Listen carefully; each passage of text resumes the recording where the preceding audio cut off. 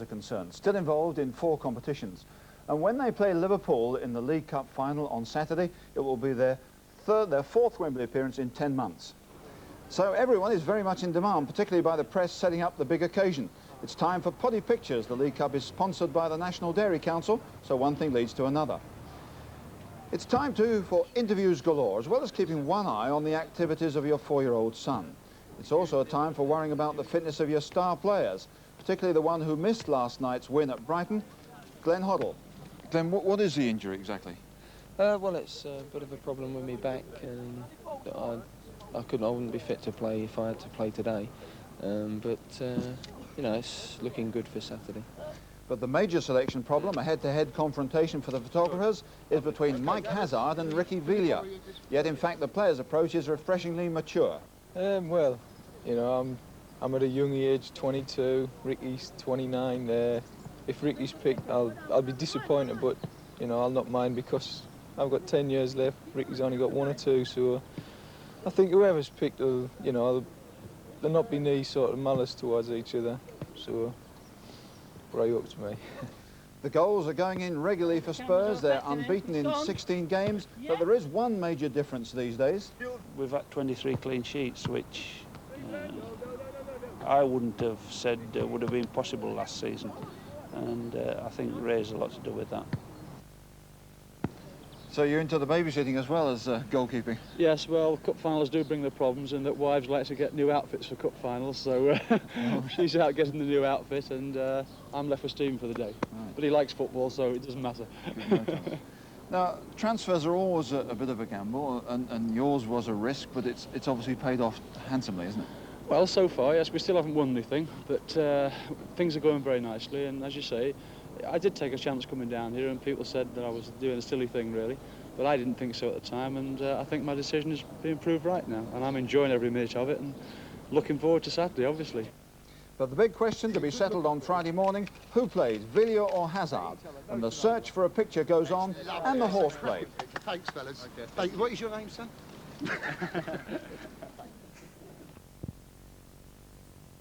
Cup final between Spurs and Liverpool at Wembley, which you can see on Sunday afternoon. And for the Spurs goalkeeper Ray Clemence, you can imagine what an emotional afternoon it's going to be for him and his family. We almost lost count of the number of times he used to come to Wembley as a Liverpool player.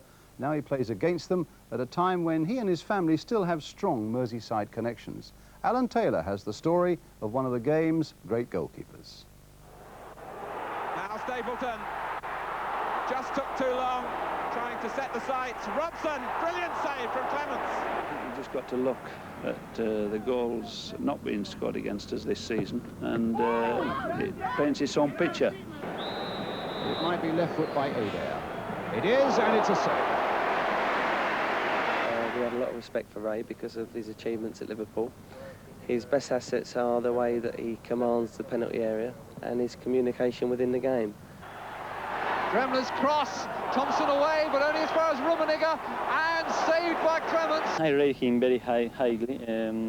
I think he's a very good tactician and he's a very good organizer of the team, really, and especially the defence.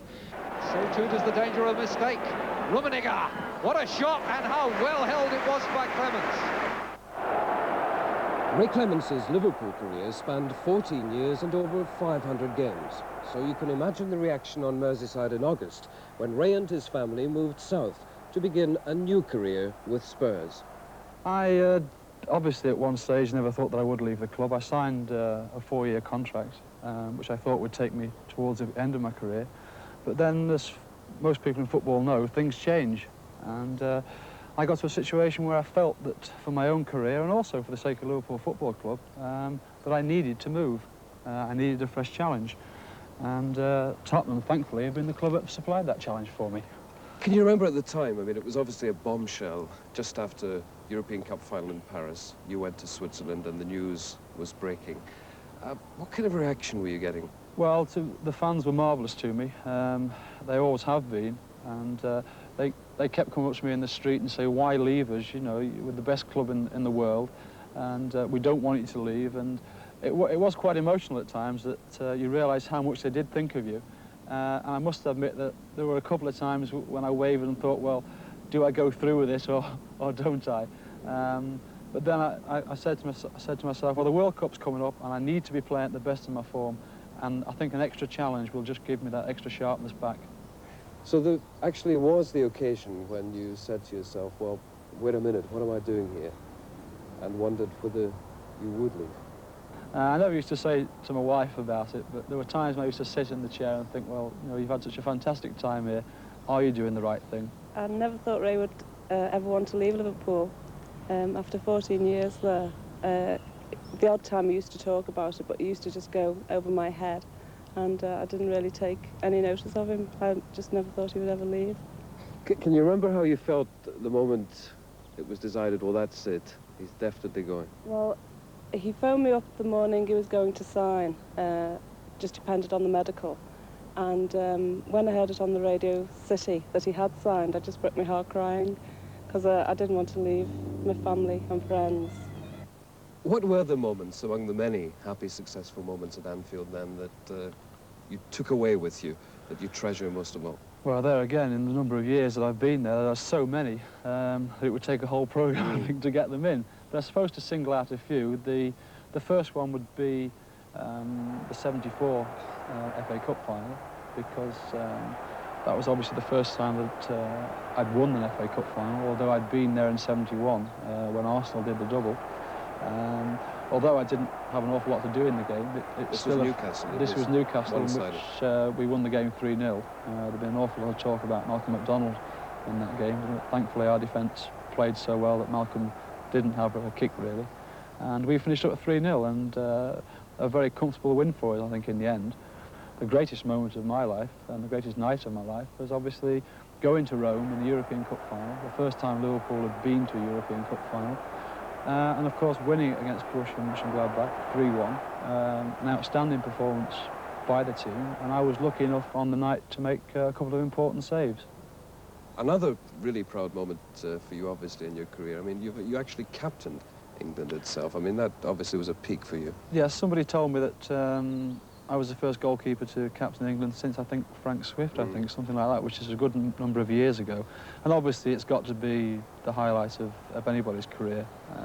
To walk out at Wembley in front of an England team and realise that you're the one that's been picked to captain your country in front of every other professional footballer, and to go out there when the national anthems are being played and to introduce the players to the dignitaries that are there, and also to go out against Brazil. You know, it's schoolboy annual stuff, isn't it?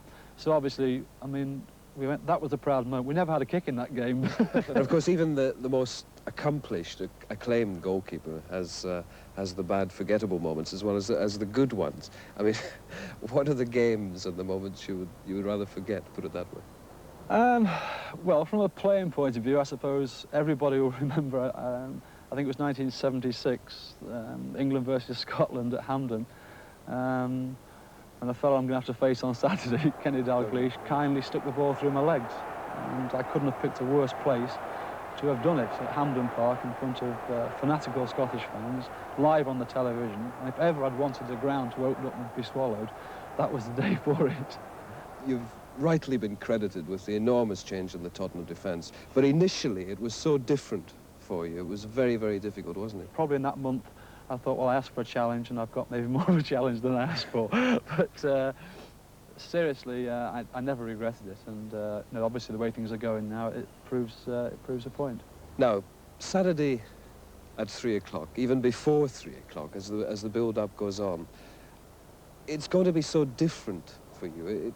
It must surely be a very emotional occasion, apart from anything else.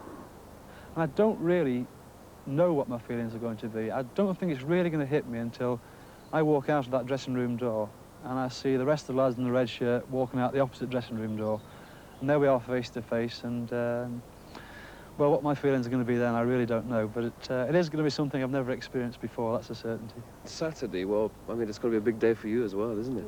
Yes. It'll be a very strange feeling watching Ray play for Tottenham. Obviously, I'm still friendly with quite a few of the Liverpool players and their wives, but obviously on the day, I'll be supporting Ray and Tottenham. I mean, there must be a lot of people, friends back north, who are even family, who are Liverpool supporters. Oh, yes. I mean, Ray's got tickets for quite a few people who will be supporting Liverpool on the day, all our family and friends. What about your friends and family? I mean, is there a fair bit of kidology going on this week? Not too much, really, because most of my family are Evertonians anyway. So you got to be with the Spurs players' wives? Obviously, yes. But I've arranged to see a couple of the Liverpool players' wives before the game, so I'll have a word with them What do you think they'll say to you? Good luck, and I hope the best team wins, as long as it does. My loyalties are with Tottenham now. I'm going out there to make sure, or to try and make sure that Liverpool don't score. And there's no friends in football for that 90 minutes on Saturday. You'll be able to tell Tottenham, of course, so much about Liverpool. Do you think Liverpool might have any special tactics in mind for you? I was only speaking to a couple of friends up in Liverpool at the weekend, and I said I'd love to be a fly on the wall when Bob holds his team talk, because Bob is very, very good at sorting out weaknesses in players. And for sort of between the late Bill Shankly and Bob, for sort of 14 years, they've been telling me my strengths. And now they're going to tell me my weaknesses. Well, not tell me, but tell the lads I've been playing with what maybe weaknesses I've got. And it'd be interesting to know what he says, but I've got one or two aces up my sleeve, and it's not worrying me. I'll still go out and play the way I've played for 14 years. Finally, then, the headlines. Welcome back. Well, those were the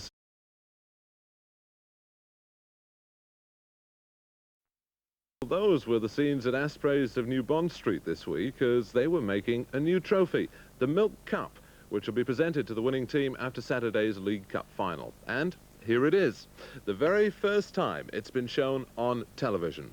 It's solid silver, it weighs 100 ounces, and was made in a hectic 8 days, as opposed to the normal 3 months it would usually take. And I can tell you, it's worth a bit of money. But now, who's going to win it? Well, who better to ask than two men who are going to be playing key roles on Saturday. Last year they were teammates, but now they're rivals. And Graeme Souness of Liverpool and Ray Clemence of Spurs are talking now to Alan Taylor. Yes, I've got Ray alongside me here in the London studio, and Graeme still up in Liverpool, not having travelled down. Welcome to you both. Graeme, to come to you first of all, even at this stage, it must seem very strange, the fact that Ray Clemence is going to be in the opposition this weekend. Oh, yes. I suppose we know how to beat him. We've trained with him a long time. We know his weak points, so hopefully we'll exploit a few on Saturday. You were a bit of a fan of his in the five-a-sides, weren't you? Yeah, I don't think people are aware of this. On a Friday, we used to have a five-a-side, and it was always a bit of fun. And Ray used to play outside left. I'm sure he could tell you more about it. He thought he was a Brazilian in the making. But he never really worried us much. He used to play on opposition side, and he never really caused us too many problems. Although he thought so. Ray, a response to that? Well, there's a few more people know about my skills now. The Tottenham lads know that I'm useless as well now. He's still playing outside left. Well, I'm a little bit. I've learned a few skills from Ozzy. Show me pace and a bit more ball skills. So be careful on Saturday. Yeah, I know what you mean, especially when you come outside the box. Oh yes. Learn to jump. I think Kenny's been told that as well. Really? I haven't changed, honestly. Well, I've had the hurdles out this week, which you never normally do, so... I can't get my leg that high now. Oh. Well, as we said, it's going to be a strange situation, and what puts into perspective more than anything else just what a remarkable day it will be for Ray Clemence, say, on Saturday, is the fact that both he and Graeme were involved in last season's League Cup final, both, of course, for Liverpool. The match against West Ham went to a replay. Graeme was sidelined because of injury, but Ray was in goal as Liverpool won by the odd goal in 3. A lovely weighted ball there for Neighbour, almost the first touch he's had with almost 10 minutes gone. And he's gone past Alan Hansen. And he's got a couple of West Ham players waiting in the middle. The cross coming in. Oh, and it's there. And West Ham have certainly got plenty back, taking Brian Clough's point there. Dermot playing it in. Doggies!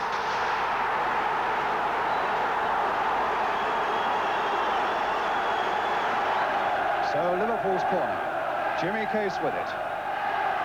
Curled in there once more towards Hansen, and the goal! Yes, I'd had some marvellous moments, that particular replay. Graeme, to be slightly more serious about Ray this time, His qualities as a goalkeeper are what? I mean, how would you list them? Well, I mean, it'll take longer than the time we've got, but his obvious qualities, as he's proved since he's been at Tottenham, he organises people. He gets them going for the right balls and holding off for the right balls. But in saying that, the man himself, and not to make him sound too big, or to make him too big-headed, and hopefully remember he's listening. Yeah, no, and hopefully he doesn't do it on Saturday. His reflexes are, for his age, a man of his age, and we all know how old he is, are absolutely superb. I think on the line, I don't think there's anyone better than him anywhere. Well, let's in fact illustrate now the kind of form a man of Ray Clemence's age that we've been talking about. Form that brought him every success in the game in 14 seasons at Liverpool, and which has now meant Spurs have created history by reaching the final without conceding a goal. Now Kidman. Flick was off Huddle. Couple half thought about the shot, and it's Wilkins arriving unattended here. It might be left foot by Adair. It is, and it's a save. Gremler's cross, Thompson away, but only as far as Rummenigge, and saved by Clemence. Now Stapleton, just took too long, trying to set the sights. Robson, brilliant save from Clemence. Yes, all very impressive. Ray, do you see Graeme having aged a bit, responsibilities of captaincy and all this? Well, I think actually he's catching me up now. I'm not going to move from this age, whereas I think Graeme will start catching me up from now on in. Right. Well, let's reverse the roles. We've seen you in action and heard Graeme's comments on your displays. Graeme, of course, a tremendous midfield influence and, of course, explosive shooting power as well. We've got some illustrations coming up now. And he's obviously going to be a threat, seriously. Well, I think this illustration here to start off with shows his heading ability, which is usually nil, but on this occasion he gets a very powerful downward header. And here we see Graeme get into a forward position, which he does on so many occasions for Liverpool, and gets there late, sees the goalkeeper coming, and with all the coolness of a First Division striker, in fact, tucks it past the goalkeeper. He's a tremendous midfield player. He makes Liverpool tick. He's having an outstanding season. It seems the captaincy has given him an extra edge. And, you know, I've heard one or two people talking that if he continues this sort of form and Liverpool got to the European Cup final, he could be in for the European Player of the Year. Mm. You enjoy the captaincy, obviously, Graeme. Yeah, you enjoy it when it goes well, but the few times I've lost, I've been divorce material. My wife would back me up on that. I just don't speak. So I think possibly I'm taking defeat worse than I would or I have done in the past. But I'm certainly enjoying it. It's great when it's going well, but as I said, when you lose, I think you're inclined to take it a wee bit more than the rest of the lads. Right, well, let's get down to the game itself. And Ray, I spoke to you earlier in the week. You don't know what your feelings are going to be as you come into that tunnel. Obviously, it's going to be a very emotional day. Have you got any idea now as the kick-off approaches? No, obviously, you know, I'm speaking to more people as the day comes about, and I'm starting to sort of feel the pressure a little bit. People obviously are going to sort of take a very close look at me on that particular day. But as far as my personal feelings, I still don't think I'm going to know until I walk out of that dressing room door and see the red shirts coming out the other dressing room door, the ones that I've been used to wearing for 14 years. Graeme, have you got a parting shot for Ray? Well, I just hope that he does get mistaken a couple of times and maybe throws one or two balls out to Kenny or Ian Rush by mistake. I hope you don't have a parting shot, but if you do, it's over the bar. Well, let's hope it's a final that lives up to its potential, its enormous potential. Graeme Souness up at Liverpool, Ray Clemence alongside me in London. The very best of luck to both of you, and thanks for joining us this evening. They're as good off the field as they are on it. Thank you, gentlemen. And don't forget, you can see the League Cup final exclusively here on ITV at 2:30 on Sunday afternoon. But now let's